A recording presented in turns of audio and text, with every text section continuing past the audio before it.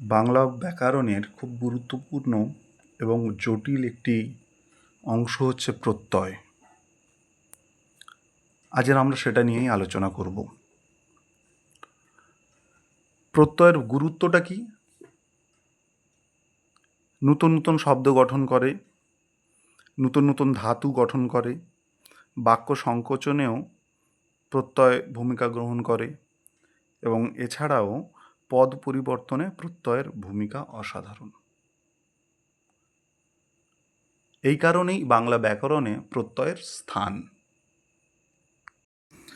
এবার প্রত্যয় নিয়ে তো আমরা জানব, কোন প্রত্যয়ের কী কাজ, কিভাবে ব্যবহার হয়, কিন্তু তার আগে আমাদের একটু বাচ্য নিয়ে জানতে হবে, কারণ বিভিন্ন প্রত্যয় বিভিন্ন বাচ্যের ভূমিকা আছে বা বিভিন্ন বাচ্যের ক্ষেত্রে বিভিন্ন প্রত্যয় ব্যবহৃত হয়। তো আগে একটু ছোট্ট করে বাচ্য সম্পর্কে জেনে নেওয়া যাক। বাচ্য সম্পর্কে আমরা সবাই কম বেশি জানি যে বাচ্য 4 প্রকার: কর্তৃবাচ্য, কর্মবাচ্য, কর্মকর্তৃবাচ্য এবং ভাববাচ্য। কর্তৃবাচ্য কি? কর্তা যখন নিজে কাজ করবে। কর্মবাচ্য কি? অন্যর দ্বারা যখন কাজ সম্পাদন হবে। কর্মকর্তৃবাচ্য কি? যখন কোনো জড় পদার্থ আপাত দৃষ্টিতে মনে হবে কাজ করছে, কিন্তু না, তা কোনো শক্তির দ্বারা পরিচালিত হয়ে কার্য সম্পাদন হচ্ছে। যেমন ফ্যান চলছে, ফ্যান তো একা চলতে পারে না, ইলেকট্রিকের মাধ্যমে চলছে। আর একটা কি? ভাববাচ্য। বাক্য বিন্যাসে ক্রিয়ার ভাব প্রধান বোঝালেই সেটা হয়ে যায় ভাববাচ্য। এই হয়, হলো, থেকে, এইসব যখন শব্দে ব্যবহৃত হবে। এইবার চলে আসা যাক প্রত্যয়ের আলোচনায়। প্রত্যয় মূলত 2 ভাগে বিভক্ত: ধাতু প্রত্যয় বা কৃৎ প্রত্যয়, আর একটা হচ্ছে শব্দ প্রত্যয় বা তদ্ধিত প্রত্যয়। ধাতু প্রত্যয় বা কৃৎ প্রত্যয়ের 2টো ভাগ: সংস্কৃত কৃৎ প্রত্যয়, বাংলা কৃৎ প্রত্যয়। আর শব্দ প্রত্যয় বা তদ্ধিত প্রত্যয়ের 3টে ভাগ: সংস্কৃত তদ্ধিত প্রত্যয়, বাংলা তদ্ধিত প্রত্যয় আর বিদেশি তদ্ধিত প্রত্যয়। কৃৎ প্রত্যয় ধাতুর পরে যে প্রত্যয় যুক্ত হয়ে নতুন শব্দ গঠন করে তাকে কৃৎ প্রত্যয় বলে। সংস্কৃত ধাতুর সাথে যুক্ত হলে সংস্কৃত কৃৎ, বাংলা ধাতুর সাথে যুক্ত হলে বাংলা কৃৎ প্রত্যয় হবে। আর তদ্ধিত প্রত্যয় বলতে শব্দের পরে যে প্রত্যয় যুক্ত হয়ে নতুন শব্দ গঠন করে তাকে তদ্ধিত প্রত্যয় বলে। সংস্কৃত শব্দের সঙ্গে যুক্ত হলে সংস্কৃত কৃৎ, বাংলা শব্দের সঙ্গে যুক্ত হলে বাংলা তদ্ধিত এবং বিদেশি শব্দের দ্বারা সৃষ্টি হলে বিদেশি তদ্ধিত প্রত্যয় হবে। এবার আমরা সংস্কৃত কৃৎ প্রত্যয়গুলো দেখে নেব। অন। অন প্রত্যয় শব্দের শেষে ন, দন্তের ন বা মূর্ধা ন থাকলে ব্যবহৃত হবে। নিচ প্রত্যয় যোগে কর্তৃবাচ্য ও ভাববাচ্যে বেশি ব্যবহৃত হয়। যেমন ধৃ পূর্বক নিচ যোগ অন সমান ধারণ, মৃ যোগ অন সমান মরণ। অনিয় প্রত্যয় অনিয় করা উচিত বা করার যোগ্য বোঝানোর জন্য অনিয় প্রত্যয় ব্যবহার করা হয়। যেমন ক্রি যোগ অনিয় সমান করণীয়, দৃশ যোগ অনিয় সমান দর্শনীয়। অনট প্রত্যয় কারক বাচ্যে এটি প্রযুক্ত। শব্দের শেষে অন বা অন, অন হতে পারে, অন্ত্যস্তন অন হতে পারে, উচ্চারিত যদি হয় সেক্ষেত্রে অনট প্রত্যয় ব্যবহৃত হয়। যেমন হচ্ছে জীবন, জীব যোগ অনট, বা শ্রবণ, শ্রু যোগ অনট। চতুর্থ প্রত্যয় হলো আলু। স্বভাব ধর্ম অর্থে কর্তৃবাচ্যে বিশেষণ রূপে ব্যবহৃত হয়। যেমন নিদ্রালু, নি পূর্বক দ্রা যোগ আলু। তন্দ্রালু, তম পূর্বক দ্রা যোগ আলু। পঞ্চম প্রত্যয় আছে ইষ্ণু। নিরন্তর স্বভাব বোঝাতে এই প্রত্যয় ব্যবহৃত। যেমন ক্ষি যুক্ত ইষ্ণু ক্ষয়িষ্ণু, চল যুক্ত ইষ্ণু চলিষ্ণু। 6 নম্বর আছে উক, স্বভাব অর্থে কর্তৃবাচ্যে উক প্রত্যয় যুক্ত হয়, যেমন ভূ যুক্ত উক ভাবুক, কম যুক্ত উক কামুক। 7 নম্বর আছে কিপ, এর শূন্য প্রত্যয়, কেমন? স্বভাব বা ধর্ম অর্থে ব্যবহৃত হয়। শব্দের শেষে খণ্ডের ত দ থাকবে। কিপ হচ্ছে প্রত্যয়ান্ত শব্দ বিশেষ্য। স্বভাব ধর্ম বোধে কর্তৃবাচ্যে সমস্তটাই ইত হস্যই খণ্ডের ত হয় এবং তা বিশেষ্য। যেমন পথিকৃৎ যদি আমরা বিশ্লেষণ করি তো দেখতে পাবো পথিন যোগ ক্রি যোগ কিপ। আবার যদি ইন্দ্রজিৎ দেখি, ইন্দ্র যুক্ত জি যুক্ত কিপ। এবার আসছে তব্য। তব্য প্রত্যয়টি উচিতার্থ বোঝানোর জন্য ব্যবহৃত হয়, যেমন জ্ঞা যুক্ত তব্য জ্ঞাতব্য, গম যুক্ত তব্য গন্তব্য। নবম প্রত্যয় হচ্ছে নক বা অক, কর্তৃবাচ্যে যে করে এই অর্থে বোঝাতে ব্যবহার হয়, যেমন শাসক শ্বাস যুক্ত নক, দর্শক দৃশ ধাতু আর নক প্রত্যয় যুক্ত হয়ে কি হচ্ছে দর্শক। তারপর আছে নিন প্রত্যয়, কর্তৃবাচ্যে যে করে পুংলিঙ্গ বোঝাতে, যেমন সম পূর্বক শ্রী যোগ নিন সমান কি সংসারিন, সংসারিন থেকে আসছে সংসারী। বি পূর্বক দ্রুহ যোগ নিন সমান বিদ্রোহীন থেকে আসছে বিদ্রোহী। 11 নম্বর সংস্কৃতকৃত প্রত্যয় হচ্ছে তি কিংবা কয়তয় হর্ষই।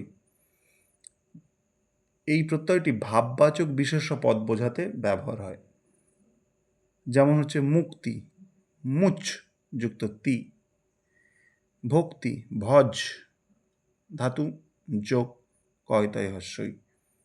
এটা হলো প্রত্যয় সমান সমান ভক্তি। পরবর্তী প্রত্যয় হলো কয়তয়। যখন শব্দের শেষে ত থাকে সাধারণত তখনই কয়তয়, কিন্তু এর বিশেষত্ব হচ্ছে যেটা মূল শব্দ গঠিত হবে সেটা কিন্তু অতীতে হয়ে গেছে এই অর্থে প্রকাশ হবে, যেমন কৃত ক্রি যোগ কয়তয়, গত গম যুক্ত কয়তয়। পরবর্তী প্রত্যয় হচ্ছে ত্রিচ, শব্দের শেষে যদি তা শব্দটি থাকে বা উচ্চারণে করলে যদি তা আসে, ব্যক্তির পরিচয় অর্থে এই ত্রিচ প্রত্যয় ব্যবহৃত হয়, যেমন দাতা কর্তা। দাতা আসে কিসের থেকে? দাত্রী শব্দ থেকে। দাত্রী শব্দটিকে আমরা যদি বিশ্লেষণ করি দেখব দা যোগ ত্রিচ। কর্তা শব্দটিকে যদি বিশ্লেষণ করি ক্রি যুক্ত ত্রিচ। 14 নম্বর হচ্ছে ঘয়, শব্দের শেষে যদি অ আসে, এটাও শূন্য প্রত্যয় প্রায়, প্রধানত ভাববাচ্য বোঝায়, যেমন নিঃশ্বাস নিঃ পূর্বক শস যোগ ঘ বা ঘয় সমান সমান নিঃশ্বাস। প্রয়াস প্র পূর্বক যশ যোগ ঘয়। পরবর্তী প্রত্যয় হচ্ছে নত বা যত, যোগ্যতা বোঝাতে কর্ম ভাববাচ্যে ব্যবহৃত হয়, যেমন হচ্ছে লভ্য লভ যুক্ত যত, নম্য নম যুক্ত যত। পরবর্তী প্রত্যয় জং, পৌনপুনিকতা বোঝাতে, যেমন রীতিমতো হতে থাকলে। শব্দের শেষে যদি জ ফলা ও মান থাকে, ঠিক আছে, কিংবা শব্দের আদিতে ঠিক দুটি একই বর্ণ যদি থাকে, সেক্ষেত্রে কিন্তু এই জং প্রত্যয়টা ব্যবহৃত হয়। যেমন দোদুল্যমান কে যদি আমরা ভাঙি, এক্ষেত্রে আমরা শব্দটার দিকে আগে যদি তাকাই দেখব শেষে মান আছে, তার আগে জ ফলা আছে, এবং দোয়ের দ আর দুয়ের দ, তাহলে দুটো একই বর্ণ আছে, তাহলে এক্ষেত্রে জং ব্যবহার হবে। তাহলে দোদুল্যমানকে আমরা যদি ভাঙি পাবো দুল যুক্ত জং সমান হচ্ছে দোদুল্যমান। দেদীপ্যমান, দীপ যুক্ত জং। এরপরে আসছে ক্যাপ। এক্ষেত্রে কর্মবাচ্য ও ভাববাচ্য ক্যাপ ব্যবহৃত হয়, আর প্রত্যয় নিষ্পন্ন হলে ক আর প এটি লুপ্ত হয়ে যায় এবং তার পরিবর্তে জ ফলা চলে আসে। যেমন শ্বাস যুক্ত কপ সমান হচ্ছে শিষ্য, দৃশ যুক্ত কপ সমান দৃশ্য। পরবর্তী সংস্কৃত কৃত প্রত্যয় হল সানজ। শব্দের শেষে যদি মান বা ইন থাকে, যে শব্দটি হবে তার মাধ্যমে ঘটমান ক্রিয়া বোঝাবে। যেমন ভাস যুক্ত সানজ ভাসমান, অস যুক্ত সানজ আসীন। পরবর্তী হল সত্রী। শব্দের শেষে যদি অথ অখণ্ডের ত যদি থাকে, সেক্ষেত্রে এই সত্রীটা হবে। বর্তমানকালের ক্রিয়াবাচ্যের ক্রিয়া বোঝালে এই সত্রী প্রত্যয় হয়। যেমন চল যুক্ত সত্রী চলত, পঠ যুক্ত সত্রী পঠত। এবং শেষ সংস্কৃত কৃত প্রত্যয় হল সন। ইচ্ছা অর্থে কৃত প্রত্যয় যুক্ত হয় এবং শব্দের শেষে স, সা, ক্ষীয় থাকবে এবং স্ত্রীবাচক আ প্রত্যয় যোগে বিশেষ্য পদ বোঝাবে। যেমন জিজ্ঞাসা, জ্ঞা যুক্ত সন যুক্ত অ যুক্ত আ। ভিক্ষা, ভিক যুক্ত সন যুক্ত অ যুক্ত আ। এই ছিল মোটামুটি সংস্কৃত কৃত প্রত্যয়। এবার আমরা বাংলা কৃত প্রত্যয়ের দিকে চলে যাব।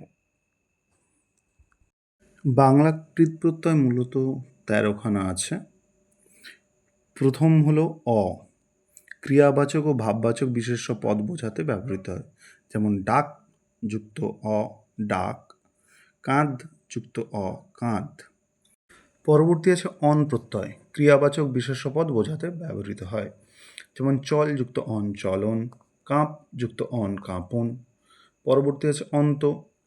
ক্রিয়াবাচক বিশেষণ বোঝাতে ব্যবহৃত হয়। যেমন ঘুম যুক্ত অন্ত ঘুমন্ত, জল যুক্ত অন্ত জলন্ত। পরবর্তী হলো আ। অতীতকালের কর্মবাচ্যের বিশেষণ এবং ক্রিয়াবাচক বিশেষণের পদ বোঝাতে ব্যবহৃত হয়। যেমন যান যুক্ত আ জানা, ভাং যুক্ত আ ভাঙা। পঞ্চম হচ্ছে আই প্রত্যয়। ক্রিয়াবাচক বিশেষ্য পদ বোঝাতে ব্যবহৃত হয়। ঝাড়ু যুক্ত আই ঝাড়াই, লড়ু যুক্ত আই লড়াই। 6 নম্বর হলো আও। ক্রিয়ার ভাব প্রকাশ করতে বোঝায়। যেমন চড় যুক্ত আও চড়াও, পাল যুক্ত আও পালাও। 7 নম্বর হচ্ছে আনি বা উনি। প্রযোজক ক্রিয়ার ভাব বোঝাতে ব্যবহৃত হয়। যেমন ঝাঁক যুক্ত আনি ঝাঁকানি, নাচ যুক্ত উনি নাচুনি। প্রযোজক বিষয়টা হলো কি, যিনি করাচ্ছেন, আর প্রযোজ্য যিনি করছেন। আচ্ছা, পরবর্তীকায় হলো আন এবং আনো। প্রযোজক ধাতু থেকে ক্রিয়াবাচক বিশেষণ পদ গঠন বোঝাতে ব্যবহৃত হয়। যেমন চালান, চালা যুক্ত আন, ঠকান, ঠক যুক্ত আনো। 9 নম্বর হলো ইব প্রত্যয়, ভবিষ্যৎকালের ক্রিয়ার প্রতিপাদিক রূপ বোঝাতে ব্যবহৃত হয়। যেমন কর যুক্ত ইব, করিব, গুণ যুক্ত ইব, গুনিব। 10 নম্বর হলো ইয়ে প্রত্যয়, নৈপুণ্য অর্থে ব্যবহৃত হয়। নাচ যোগ ইয়ে, নাচিয়ে, গা যোগ ইয়ে, গাইয়ে। 11 নম্বর হলো উক, স্বভাব অর্থের ভাব বোঝাতে ব্যবহৃত হয়। যেমন ভাব যুক্ত উক, ভাবুক, নিদ যুক্ত উক, নিন্দুক। 12 নম্বর হলো উ বা উয়া, বিশেষ্য বা বিশেষত বিশেষণ বোঝাতে ব্যবহৃত হয়। চাল যুক্ত উ, চালু, মাঠ যুক্ত উয়া, মাঠুয়া থেকে আসছে কি মেঠো। এবং শেষ অর্থাৎ 13 নম্বর বাংলাকৃত প্রত্যয় হচ্ছে না। কর্তৃবাচ্য ভাববাচ্যে ধাতুর পরে ব্যবহৃত হয়। যেমন দেখ যুক্ত না, দেখ না। রাঁধ যুক্ত না, রাঁধানা থেকে আসছে কি রান্না। আজকে ধাতু প্রত্যয় বা কৃৎ প্রত্যয় সম্বন্ধে এই পর্যন্ত আলোচনা। পরবর্তীতে আমরা শব্দ প্রত্যয় বা তদ্ধিত প্রত্যয় নিয়ে পরবর্তী ভিডিওতে আলোচনা করব। আমি যে উদাহরণগুলো আজকের তুলে ধরলাম সংগ্রহ করে, এছাড়াও আপনারা বামনদেবের ব্যাকরণ বইতে প্রত্যয়ের চ্যাপ্টারে অনেক উদাহরণ পাবেন। এই ভিডিওটা যদি আপনাদের ভালো লাগে অবশ্যই চ্যানেলটিকে সাবস্ক্রাইব করবেন, আর যদি ভুল ত্রুটি হয় সেটা তো কমেন্ট করবেন, ভালো যদিও লাগে তাও কমেন্ট করে জানাবেন, আর লাইক করবেন, আর একটু শেয়ার করবেন।